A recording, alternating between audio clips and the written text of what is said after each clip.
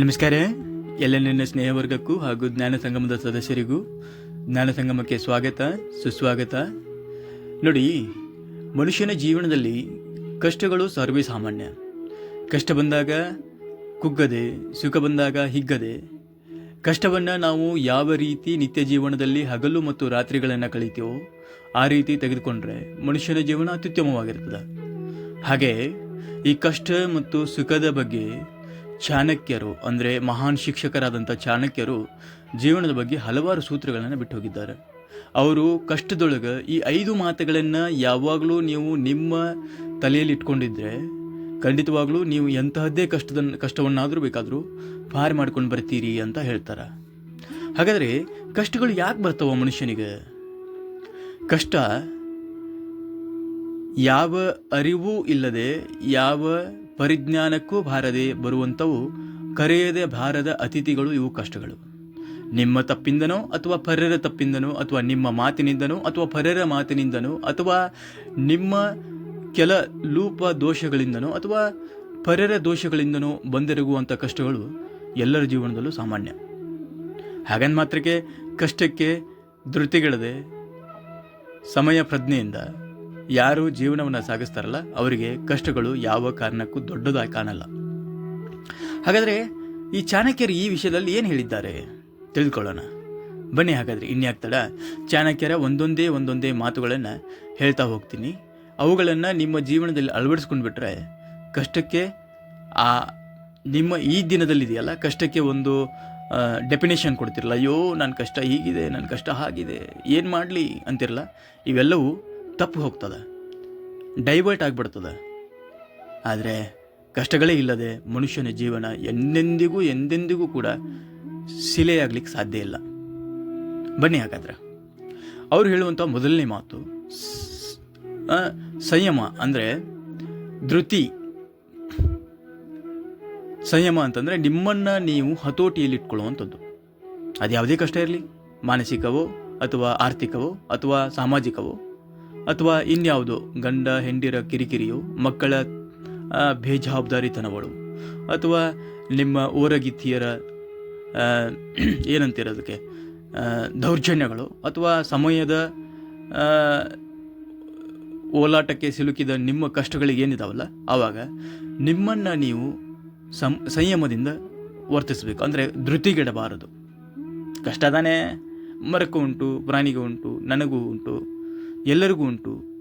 ಇದು ಸೂರ್ಯನಿಗೆ ಹೇಗೆ ಸೂರ್ಯಗ್ರಹಣ ಬರುತ್ತಲ್ಲ, ಹಾಗೆ ಮನುಷ್ಯನ ಜೀವನದಲ್ಲೂ ಕೆಲವೊಮ್ಮೆ ಗ್ರಹಣಗಳು ಬರ್ತವೆ. ನಿಮ್ಮನ್ನು ನೀವು ನಿಮ್ಮ ವ್ಯಕ್ತಿತ್ವವನ್ನು ತೋರಿಸ್ಬೇಕಲ್ಲಿ. ಯಾವಾಗ ನೀವು ಕಷ್ಟದಲ್ಲಿದ್ದೀರಿ ಆವಾಗ ನಿಮ್ಮ ಗುರುತು ಜನರಿಗೆ ಅದ್ಭುತವಾಗತ್ತೆ. ನಿಮ್ಮ ವ್ಯಕ್ತಿತ್ವ ಏನನ್ನುವಂಥದ್ದು ತಿಳಿತದೆ. ಹಾಗಾಗಿ ಕಷ್ಟದಲ್ಲಿ ಎಷ್ಟೇ ಕಷ್ಟ ಬರಲಿ ಧೃತಿಗೆಡದೆ ಬಂದಿದ್ದೆಲ್ಲವನ್ನು ನೋಡ್ಕೊಂಡು ಹೋಗಬೇಕು ಅಥವಾ ಅದನ್ನು ಸಂಭಾಳಿಸುವಂಥ ದಾರಿಯನ್ನು ಹುಡುಕಬೇಕಾಗ್ತದೆ. ಸುಮ್ಮನೆ ಧೃತಿಗೆಟ್ಟು ಅಯ್ಯೋ ನನ್ನ ಕಷ್ಟ, ನಾನೊಂದು ವಿಷಾನೋ ಇಲ್ಲ ಹಗ್ಗನೋ ತೊಗೊಂಡು ಬಂದು ನೇಣು ಹಾಕ್ಕೊಂಡ್ಬಿಟ್ರೆ ಎಲ್ಲ ಕಷ್ಟಗಳು ಮಾಯವಾಗಿ ಹೋಗ್ಬಿಡುತ್ತಲ್ಲ. ಅಲ್ಲ, ಮಾಯವಾಗೋದು ಕಷ್ಟ ಅಲ್ಲ, ನಿಮ್ಮ ಜೀವನ, ನಿಮ್ಮ ಬದುಕು, ನಿಮ್ಮ ಕನಸುಗಳು, ನಿಮ್ಮ ಗುರಿಗಳು, ನಿಮ್ಮ ಆಶೆಗಳು ಎಲ್ಲವೂ ಅರ್ಧಕ್ಕೆ ನಿಂತು ಹೋಗ್ತದೆ, ಅಲ್ಲಿಗೆ ಕಾಮ ಆಗ್ತದೆ. ಅಂದರೆ ನಾವು ಒಂದು ವಾಕ್ಯವನ್ನು ಅರ್ಧಕ್ಕೆ ನಿಲ್ಲಿಸಿ ಮುಂದೆ ಇಳಿತೇವಲ್ಲ, ಆವಾಗ ಹಾಕ್ತೀವಲ್ಲ ಕಾಮನ, ಆ ಥರ ನಿಮ್ಮ ಜೀವನ ಕೂಡ ಕಾಮದಲ್ಲೇ ನಿಂತೋಗುತ್ತೆ.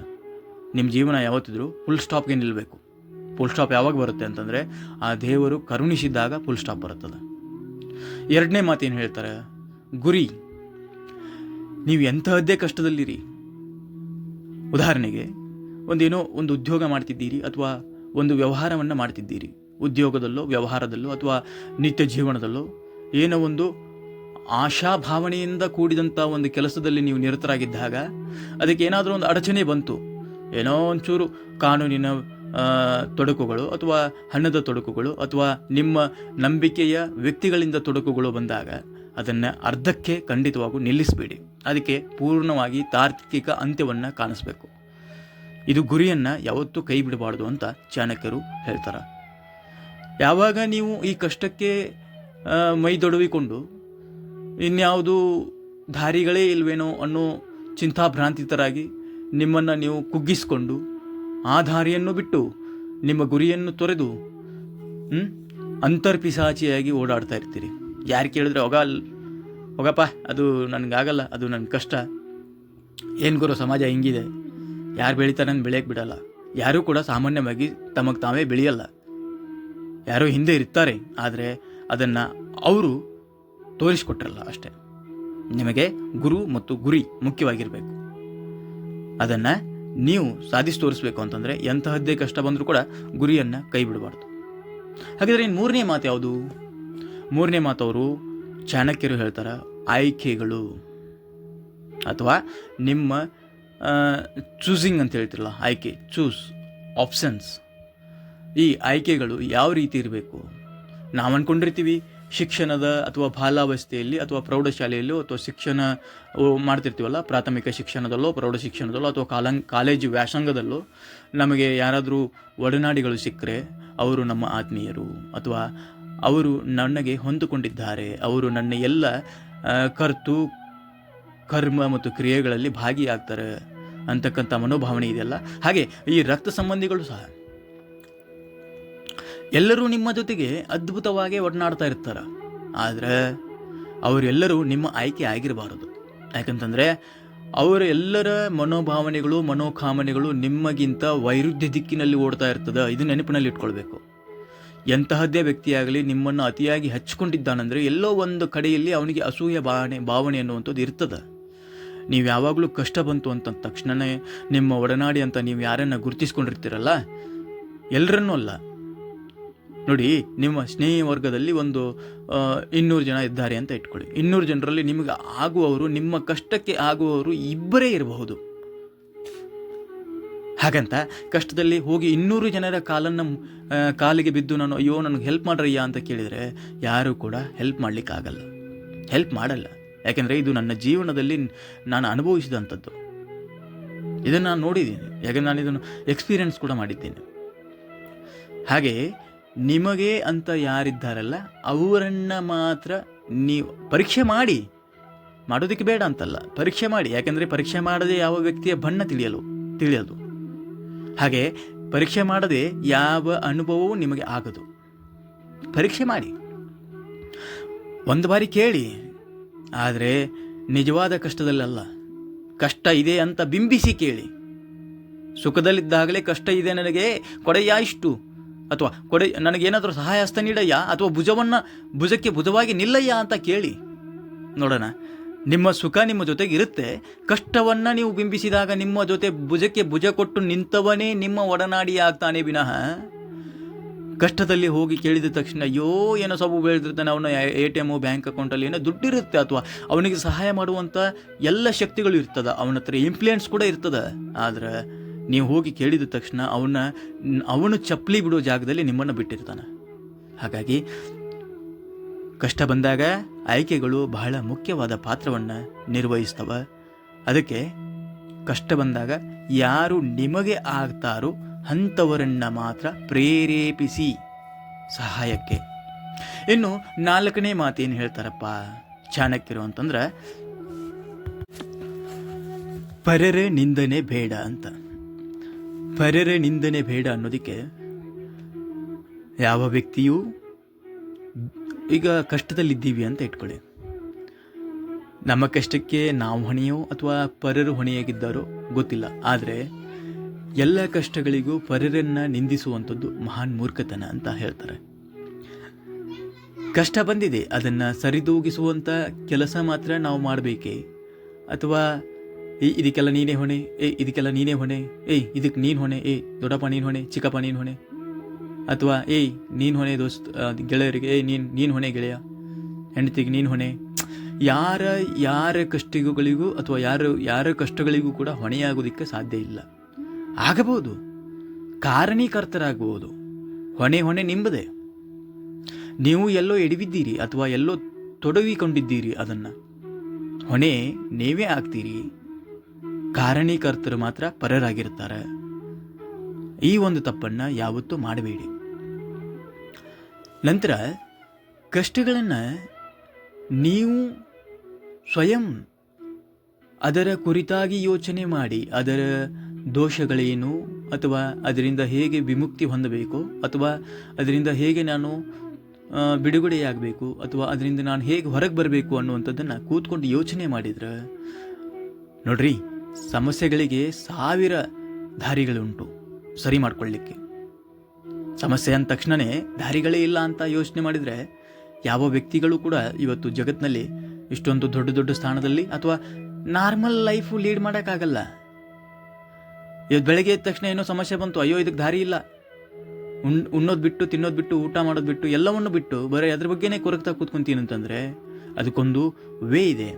ಅದನ್ನು ನೀವು ನಿಮ್ಮ ಪಾಯಿಂಟ್ ಆಫ್ ವ್ಯೂವಿಂದ ಥಿಂಕ್ ಮಾಡೋದಲ್ಲದೆ 4 ದಿಕ್ಕುಗಳಿಂದ ನಿಂತು ಆ ಒಂದು ಸಮಸ್ಯೆಯ ಕುರಿತಾಗಿ ಯೋಚನೆ ಮಾಡಿ. ನಿಮ್ಮ ಜಾಗವನ್ನು ಬಿಟ್ಟು ಪರರ ಜಾಗದಲ್ಲಿ ನಿಂತು ಯೋಚನೆ ಮಾಡಿ. ಅದಕ್ಕೆ ಹೇಳ್ತಿರ್ತಾರೆ ದೊಡ್ಡವರು, ಅಯ್ಯೋ ನನ್ನ ಜಾಗದೊಳಗೆ ನಿಂತು ಯೋಚನೆ ಮಾಡಪ್ಪ, ನೀನು ಏನಾಗ್ತಿತ್ತು ಅವಾಗ, ಅಯ್ಯೋ ನನ್ನ ಜಾಗದೊಳಗೆ ನಿಂತು ಯೋಚನೆ ಮಾಡಿದರೆ ನೀನು ಈ ಥರ ತಪ್ಪು ಮಾಡ್ತಾ ಇದ್ದ, ನನ್ನ ಜಾಗದೊಳಗೆ ನಿಂತು ಯೋಚನೆ ಮಾಡು, ಅವನ ಜಾಗದಲ್ಲಿ ನಿಂತು ನೋಡು ಏನು ಕಷ್ಟ ಆಗಿದೆ ಅಂತ. ಅದಕ್ಕೆ ಯಾಕೆ ಹೇಳ್ತಾರೆ ಅಂತಂದರೆ ಇದೇ ಕಾರಣ ಕೇಳುವಂಥದ್ದು. ನಿಮ್ಮ ಜಾಗವನ್ನು ಕ್ಷಣ ಮಾತ್ರ ತೊರೆದು ಪರರ ಜಾಗದಲ್ಲಿ ನಿಂತು ನೀವು ಆ ಸಮಸ್ಯೆಯನ್ನು ಅಥವಾ ಆ ಸಮಸ್ಯೆಯನ್ನು ನೀವು ಒಂಚೂರು ನೋಡಿದ ತಕ್ಷಣ ಗೊತ್ತಾಗುತ್ತೆ ಸಮಸ್ಯೆ ಏನು ಅಂತ. ಅದನ್ನು ಬಗೆಹರಿಸೋದಕ್ಕೆ ಅದಕ್ಕೆ ಆ ಆ್ಯಂಗಲಿಂದ ನಿಂತು ನೋಡಿದಾಗ ಎಲ್ಲ ಒಂದು ಲೂಪ್ ಹೋಲ್ ಕಾಣುತ್ತೆ ಇದರಿಂದ ದಾಟ್ಕೊಂಡು ಬರೋದಕ್ಕೆ. ಹಾಗಂತ ಯಾವತ್ತೂ ಕೆಟ್ಟ ದಾರಿಗಳನ್ನು ಹಿಡಿಬಾರದು, ಇದು ನೆನ್ಪಿಟ್ಕೊಳ್ಳಿ. ಸಮಸ್ಯೆಗಳಿಗೆ ಸಿಲುಕಿಕೊಳ್ಳುವುದು ಹೇಗೆ ನಿಮಗೆ ಗೊತ್ತು, ಅದರಿಂದ ತಪ್ಪಿಸಿಕೊಂಡು ಬರೋದು ಕೂಡ ನಿಮಗೆ ಗೊತ್ತಿರ್ತದೆ. ಆದರೆ ಆ ಸಮಸ್ಯೆಯ ಅಥವಾ ಆ ಕಷ್ಟದ ಅತಿಯಾದ ತೀವ್ರತೆಯಿಂದ ನಿಮ್ಮ ಈ ಮನಸ್ಸು ಮತ್ತು ತಲೆ ಅಂತ ಹೇಳ್ತೀವಲ್ಲ, ಈ ತಲೆ ಕೆಲಸ ಮಾಡೋದನ್ನು ಬಿಟ್ಟಿರ್ತದೆ. ಅರೆ ಕ್ಷಣ ಕುಂತು ನಿಧಾನವಾಗಿ ಯೋಚನೆ ಮಾಡಿ, ಯಾವ ಕಷ್ಟಕ್ಕೆ ತಾನೇ ಪರಿಹಾರ ಇಲ್ಲ. ಕೋಟಿ ಕೋಟಿ ಕೊಳ್ಳೆ ಹೊಡೆದಿರೋರೆಲ್ಲ ಜೈಲು ಪಾಲಾಗದೆ ಮನೆಯಲ್ಲಿ ಕೂತ್ಕೊಂಡು ಇವತ್ತು ಐಷಾರಾಮಿ ಜೀವನ ಮಾಡ್ತಿದ್ದಾರೆ ಅಂತಂದಾಗ ಕೊಲೆಗಡುಕರೆಲ್ಲ ಯಾರೋ ಗೊತ್ತಿಲ್ಲದ ಅಣ್ಣ ಅಂದರೆ ಪಾಪ ಸಣ್ಣ ಪುಟ್ಟ ಬಡ ಮಕ್ಕಳನ್ನು ಅಥವಾ ಇಂಥ ವ್ಯಕ್ತಿಗಳು ಮರ್ಡರ್ ಅಂದರೆ ಕೊಲೆಗಳನ್ನು ಮಾಡಿ ಇವತ್ತು ನಿಶ್ಚಿಂತೆಯಿಂದ ಮನೇಲಿ ಕೂತ್ಕೊಂಡು ಐಷಾರಾಮಿ ಲೈಫ್ನ ಲೀಡ್ ಮಾಡ್ತಿದ್ದಾರೆ ಅಂತಂದರೆ ಅವ್ರು ಯಾವ ರೀತಿ ಥಿಂಕ್ ಮಾಡಲ್ಲ. ಬಟ್ ಆ ವೇನಲ್ಲಿ ಹೋಗಬೇಡಿ, ಯಾಕಂದರೆ ಅವರಿಗೆ ಹಣಬಲ, ಈ ಜನಬಲ ಮತ್ತು ಕಾನೂನಿನ ಬಲ ಎಲ್ಲವೂ ಇರ್ತದೆ. ಆದರೆ ನಾವು ಸಾಮಾನ್ಯ ನಾಗರಿಕರಾಗಿ ಯಾವುದೇ ಕಷ್ಟ ಬಂದರೂ ಕೂಡ ಅದಕ್ಕೆ ಜಾಸ್ತಿಯಾಗಿ ಭ್ರಾಂತಿಗೊಳಗಾಗದೆ ನಿಧಾನವಾಗಿ ಕೂತು ಯೋಚನೆ ಮಾಡಿದರೆ 1000 ದಾರಿಗಳು ನಿಮ್ಮ ಕಣ್ಮುಂದೆ ಬರ್ತವೆ. ಎಲ್ಲದರಲ್ಲೂ ಸರಿಯಾದ ಮಾರ್ಗವನ್ನೇ ಆಯ್ಕೆ ಮಾಡ್ಕೊಳ್ಳಿ. ಮುಂದಿನ ದಿನ ಈ ತಪ್ಪಿಂದ ಮತ್ತೆ ಒಂದು ತಪ್ಪು ಉದ್ಭವವಾಗೋದು ತಪ್ಪುತ್ತೆ. ಇನ್ನು 5ನೇದಾಗಿ ಹೇಳುವಂಥದ್ದು, ಚಾಣಕ್ಯರು ಬಹಳ ಸೂಕ್ಷ್ಮವಾಗಿ ಹೇಳಿದ್ದಾರೆ, ವ್ಯಕ್ತಿತ್ವ. ನೋಡಿ, ಎಂತಹದ್ದೇ ವ್ಯಕ್ತಿಯಾಗಲಿ ಯಾವುದೇ ವ್ಯಕ್ತಿಯಾಗಲಿ ಕಷ್ಟದಲ್ಲಿ ಸಿಲುಕಿದ್ದಾನೆ ಅಂತಂದ ತಕ್ಷಣವೇ ಕಷ್ಟಗಳಲ್ಲಿ ಅಥವಾ ಸಮಸ್ಯೆಗಳಲ್ಲಿ ಸಿಲುಕಿದ್ದಾನೆ ಅಂದರೆ ಆ ವ್ಯಕ್ತಿಯ ವ್ಯಕ್ತಿತ್ವ ಆವಾಗ ಗೊತ್ತಾಗುತ್ತೆ ಜನಕ್ಕೆ. ಆ ವ್ಯಕ್ತಿ ನಾರ್ಮಲ್ ಲೈಫಲ್ಲಿ ಹೇಗಿರ್ತಾನೋ ಅಥವಾ ಅವನು ದಿನಚರಿಯಲ್ಲಿ ಹೇಗೆ ಕಾಣಿಸ್ಕೊಳ್ತಾನೋ ಅಥವಾ ಅವನು ಕಷ್ಟದಲ್ಲಿ ಹೇಗೆ ಕಾಣಿಸ್ಕೊಳ್ತಾನೋ ಅಂತ ಕೂಡ ಜನಗಳು ನೋಡೋದಕ್ಕೆ ಕಾಯ್ತಾ ಇರ್ತಾರೆ. ಒಂದು ವೇಳೆ ನೀವು ಕಷ್ಟದಲ್ಲಿ ನೀವು ಧೃತಿಗೆಡಿಸ್ಕೊಂಡು ಸಿಕ್ಕ ಹಾಗೆ ಮಾತನಾಡಿಕೊಂಡು ಸಿಕ್ಕ ಹಾಗೆ ಎಲ್ಲರನ್ನ ಬೈದುಕೊಂಡು ದೇವರನ್ನು ಕೂಡ ಹಳಿತೀರಿ ಅನ್ನೋದಕ್ಕಿಂತ ನಾನು ಕೂಡ ಹಳಿತೀನಿ ಕೆಲವೊಂದು ಸಮಯದಲ್ಲಿ. ಓ ಭಗವಂತ, ನಿನಗೆ ಕರುಣೆ ಇಲ್ವಾ? ಅಥವಾ ಹೇ ಭಗವಂತ, ನೀನು ದೇವರಾ? ನಿಜವಾಗ್ಲೂ ನೀನು ದೇವರಾಗಿದ್ದರೆ ನನ್ನ ಕಷ್ಟದಿಂದ ಪಾರು ಮಾಡು. ಅರೆ, ಭಗವಂತ ನಿಮ್ಮನ್ನು ನೋಡ್ತಿದ್ದಾನೆ, ಮೇಲೆ ನಿಂತ್ಕೊಂಡು ಕೊಟ್ಟಿದ್ದಾನೆ ಕಷ್ಟಗಳನ್ನು. ಏಕೆಂದರೆ ನೀವು ಜೀವನವೆಂಬ ಪರೀಕ್ಷೆಯನ್ನು ಪಾಸ್ ಮಾಡ್ಕೊಂಡು ಮತ್ತೆ ಅವನಲ್ಲಿಗೆ ಹೋಗ್ಬೇಕಲ್ಲ. ಆವಾಗ ನಿಮ್ಮ ಎಲ್ಲ ಲೆಕ್ಕಪತ್ರೆಗಳು ಅವನ ಹತ್ರ ಇರ್ತದ. ನೋಡ್ತಿರ್ತಾನೆ, ನೀನು ಆ ಕಷ್ಟ ಬಂದಾಗ ಹಿಂಗೆ ಮಾಡ್ದಲ್ಲ, ಇದು ತಪ್ಪಲ್ವಾ? ಹೌದು, ಭಗವಂತ ಎಲ್ಲರನ್ನೂ ತನ್ನ ದೃಷ್ಟಿಕೋನದಲ್ಲಿಟ್ಟುಕೊಂಡೇ ನೋಡ್ತಿರ್ತಾನೆ. ಅವನನ್ನು ದೂಷಿಸುವುದು ಹೇಗೆ? ಬಂದಿರುವುದೆಲ್ಲವೂ ನಮ್ಮ ಒಳಿತಿಗಾಗಿ ಅಂತ ಸ್ವೀಕರಿಸುವ ಮನಸ್ಸು ನಿಮ್ಮಲ್ಲಿದ್ದರೆ ಅಥವಾ ಈ ವ್ಯಕ್ತಿತ್ವ ನಿಮ್ಮಲ್ಲಿದ್ದರೆ ಖಂಡಿತವಾಗ್ಲೂ ಯಾವ ಕಷ್ಟವೂ ಕಷ್ಟ ಅಲ್ಲ.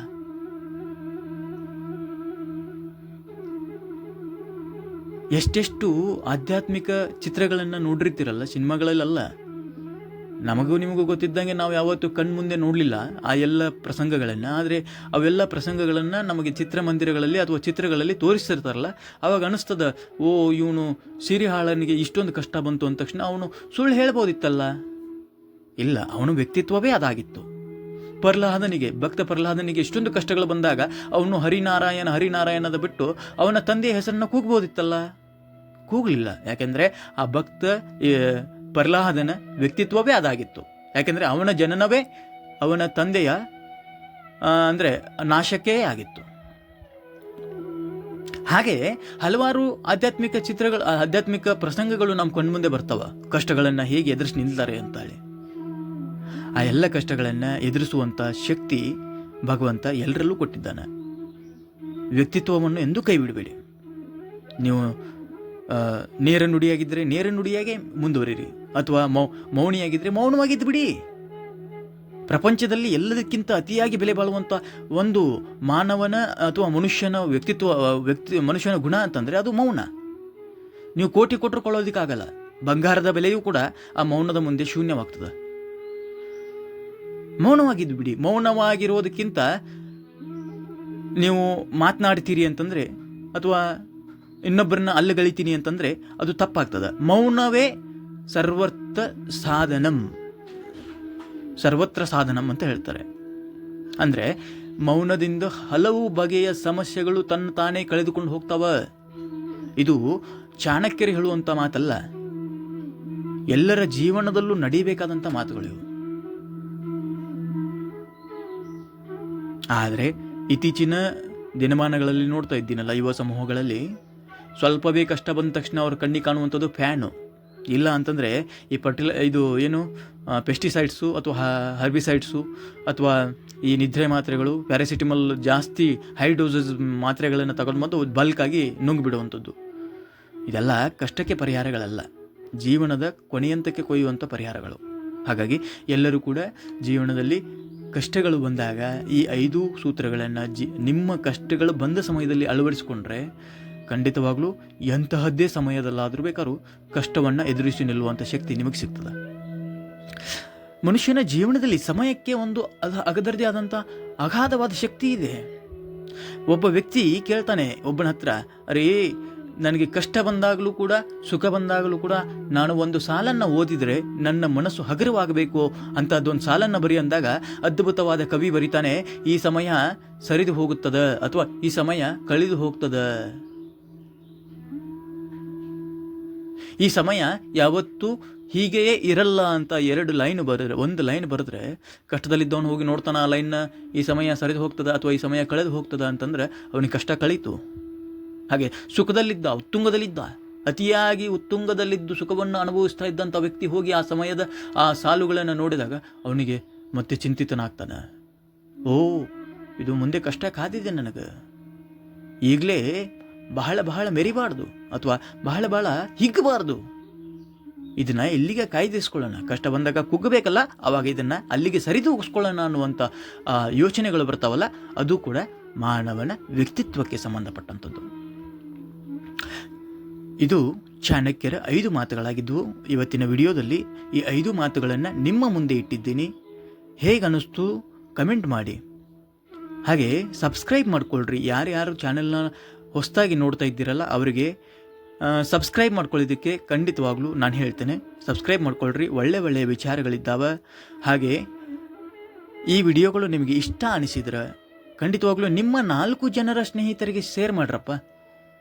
ಎಲ್ಲರಿಗೂ ಸೇರಬೇಕಾದಂಥದ್ದು, ಎಲ್ಲರೂ ಕೇಳಲೇಬೇಕಾದಂಥ ಮಾತುಗಳು, ಇದರಲ್ಲೇನು ಕೆಟ್ಟದ್ದೇನೂ ಇಲ್ಲ. ಹಾಗಾಗಿ ಯಾರ್ಯಾರು ಚಾನೆಲ್ನ ಸಬ್ಸ್ಕ್ರೈಬ್ ಮಾಡ್ಕೊಂಡಿಲ್ವೋ ಅವರೆಲ್ಲರೂ ಖಂಡಿತವಾಗಿ ಸಬ್ಸ್ಕ್ರೈಬ್ ಮಾಡ್ಕೊಳ್ರಿ, ಕಮೆಂಟ್ ಮಾಡಿ, ಶೇರ್ ಮಾಡಿ, ಚಾನಲ್ಗೆ ಹೆಚ್ಚು ಜನರನ್ನು ಬರಮಾಡಿಕೊಡಿ ನಿಮ್ಮ ಕಡೆಯಿಂದ. ಇಷ್ಟು ಹೇಳ್ತಾ ಇವತ್ತಿನ ವಿಡಿಯೋನ ಮುಗಿಸೋಣ. ನಮಸ್ಕಾರ. ಸರ್ವೇ ಜನ ಸುಖಿನೋ ಭವಂತು. ವಂದೇ ಭಾರತ ಮಾತರಂ. ನಮಸ್ಕಾರ.